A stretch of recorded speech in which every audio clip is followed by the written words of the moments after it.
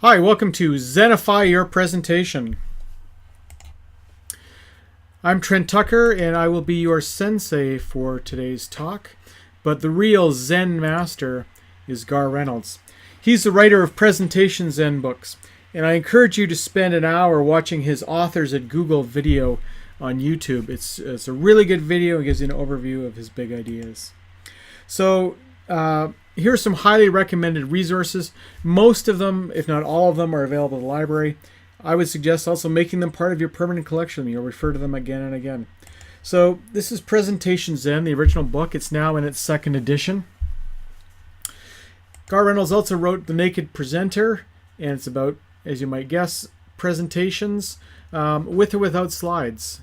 And he also wrote Presentation Zen Design, and a lot of the ideas that you'll see here come from Presentation Zen Design. Another person to think about is Edward Tufte. He wrote The Cognitive Style of PowerPoint. He also wrote an essay in Wired magazine called PowerPoint is Evil, and those are good resources.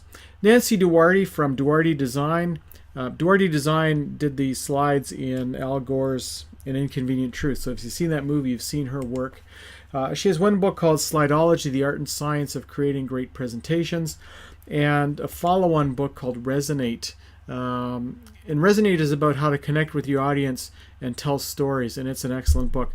There's also an iPad version of Resonate, which includes a lot of the audio and video clips, like Martin Luther King's I Have a Dream speech, and it's all dissected and so on in Resonate. So I leave those resources with you. Now, what I did was I took the ideas from Presentation Zen Design, and I took an existing presentation and I redid it. I Zenified it. And in order to get a presentation, I went and asked the mighty Google. So I asked the Google for something to do with the University of Guelph, because that's where I'm teaching. And I wanted a document of type PowerPoint, so type PPT. And of course, Google found me some things, so I scrolled through the list and I found something called Combating Plagiarism, and that seemed to be a really good one, so I gave it a little look-see, and sure enough, it's an ugly presentation. So this is a great candidate for applying the principles of Presentation Zen. Now, I contacted Karen Marsh at Glen Forest Resource Center, which is a library in Mississauga, and I said, this is what I'm planning on doing with your presentation. And I showed her the final product, and she said, oh, that's great. Words from the email reply: I absolutely love the modifications you've made. I'm excited to Zenify an entire folder of presentations that I have created over the years for our library. So she's on board with me taking her intellectual property and changing it up. So Zenify, it's a verb. I created it. You won't find it in any dictionary, but the idea is to apply the principles of Zen to something, in this case to presentations. Now, in the presentation that I'm going to Zenify, it's important to understand that the content remains the same. Content remains the same. The only thing that changes is the delivery and the presentation of that content. So there's no sleight of hand, behind-the-scene tricks. The content remains the same. So one principle of Zen is that less is more. Simplify. Simplify as much as you can, but no more. And you see this with Apple's products. They strip away all the buttons and extraneous things until you're left with, the bare minimum of functionality, and it's elegant in its simplicity. So less is more is a key idea. So here's the original title slide from the presentation, Preventing Plagiarism, and ask yourself some questions. What value does the background add? Can we simplify it? What is important? Well, the title's important, and the subtitle's probably important. Maybe the presenter's name is important, but the additional information in tiny letters at the bottom, probably not. So maybe we can pull it out. Now, in all cases, again, the content remains the same. So here's the first modification, Zenification of this slide. So I've got Preventing Plagiarism, and I've used an image, a stock photo image of a classroom to connote that I'm talking about plagiarism in an academic setting. I have cool tones. The blue color connotes seriousness, right? And I've chosen a very stark kind of font. Alternatively, I could use a different background image that reinforces again. This time I've chosen the same classroom, but instead of a blue background, it's got natural lighting. It's a warmer background. You'll note that the typeface is a little more fun, so this might be for a slightly different audience, less of a, preventing plagiarism kind of talk, and more of a, hey, let's talk about plagiarism kind of talk. So the typeface choice makes the presentation feel different as well. And again, I've stripped out everything except the very vital bits of detail that I need. Now, you can go simple, you can go elegant, you can go with something like this. Ask yourself, what is the purpose of a title slide? Usually it just sits on the screen as people come into the room so they know that they're in the right place, right? It's only there at the beginning before the presentation begins. So it has all of the required information, but nothing more. It has lots of white space. It's simple, elegant. Less is more. Another way we can communicate is communicate with color. Now, you've already seen a little bit of this with the bright classroom and the blue classroom kinds of images, which we had before. So we're communicating, cool, detached in the image on the left and a little bit warmer image on the right. If we look at the slide sorter view of the original PowerPoint slides, there's not much variety. We have very low contrast. We have yellow on pumpkin pie orange, or we have white lettering on pumpkin pie orange. So the contrast, for starters, is slow. So high contrast is better.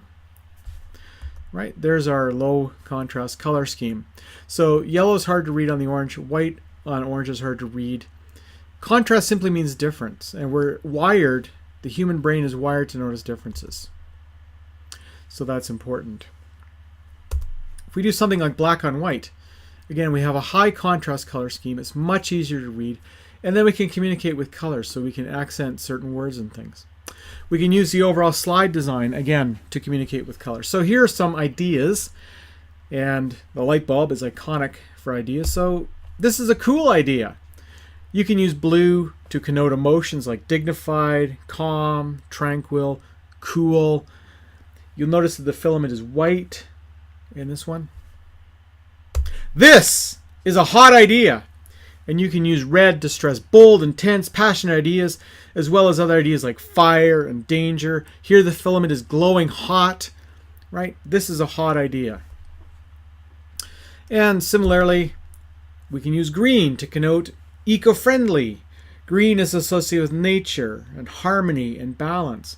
So your choice of colors, right, can communicate different feelings, different ideas. So the light bulb images reinforce the ideas. We have cool white filament, hot red filament, glowing compact, fluorescent disc, or fluorescent lamp, and then the background color. Lots of space on the background color if we wanted to put on different words than the ones that I got there. Another big idea, design for the last row. In a small venue where you only have, 4 or 5 rows of chairs and, 30 people, not that big a deal. If you're in Rosansky Hall and you're trying to reach the people, the 600th person in the last row, design your slides for that person. So again, going back to the presentation deck that we're zenifying, right, we have an obligatory guru quote. You never get a second chance to make a first impression. Well, who said that? You can read it on your screen, but if you're in the very back row of a large lecture theater with this confusing background, it might be hard to see that John W. Weichert was the person who said it. So here's one change. Here's a key idea. You never get a second chance to make your first impression. So I emphasize the word key idea. There's a picture of a gentleman holding a key. The font for You Never Get a Second Chance and the author's name is the same. The author's name is in a slightly smaller size of it and a lighter version of it, but it still pops out and you can read it from the back row. Gar Reynolds talks about something called the achromatic +1 theme. Achromatic means one color, although we sort of stretch it to mean black and white and all shades of gray in between. And then the +1 is one additional color. In this case, I've been using red, but you can use whatever color you want.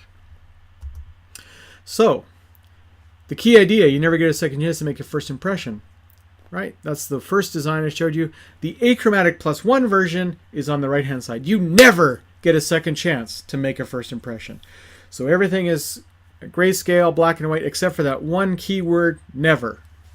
And you can emphasize that in your voice as well. So the presentation is not just the words on the screen, it's your voice, it's your body language, it's the whole package together.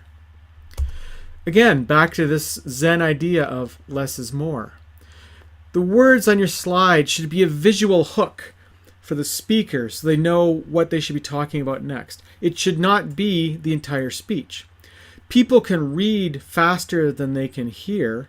So if I were to put up a page with a whole bunch of words on it, you would be able to read it and be done, and your mind would be wandering off before I get the chance to say it. So again, try and reduce the number of words on your page.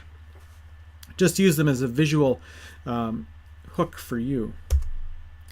So here we have a slide, and the typical approach to this slide would be the slide pops up, and then the person doing the presenting says, plagiarism in the technological era is the act of presenting another person's words or ideas as your own, blah, blah, blah. Reading the slide to you. We don't need that.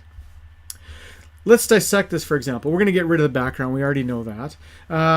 The big idea that we want to communicate is highlighted here or outlined here in yellow, right? The definition of plagiarism. If we look at the title, this is the definition of plagiarism. Same definition as when Gutenberg was a child. Plagiarism is this, not in the technological age, not in the printing press age, not since pen and quill. It's always been this. So get rid of the extraneous words. These 3 bullets are background information. We can convey this information to our audience through our voice, through our script. So here's the Zenification of this particular slide. You can read the definition of plagiarism from the University of Guelph's Academic Integrity website on the slide here. Basically, plagiarism is the stealing of other people's ideas and passing them off as your own. Plagiarism is a very serious offense that cannot be ignored. In fact, many sources claim that it is on the rise. Thus, educating our students about plagiarism should be a primary concern here at Glen Forest. Some things you'll note, I've used a metaphorical image. Light bulb representing ideas. We have a gentleman in a toque representing a thief, so stealing ideas, that's plagiarism. When you go home tonight, you may not remember these exact words, but you probably will remember his piercing eyes staring out of that mask, stealing your ideas. So you can use an image like this to reinforce your idea. You note that I've rotated the type. Plagiarism is, right? Rotated type, it pops off the page because we're so used to reading left to right horizontally. So the rotation implies motion, power, change. It gets your attention. I'm going to stop here, and this will be the first half of the video. Stay tuned for the second half.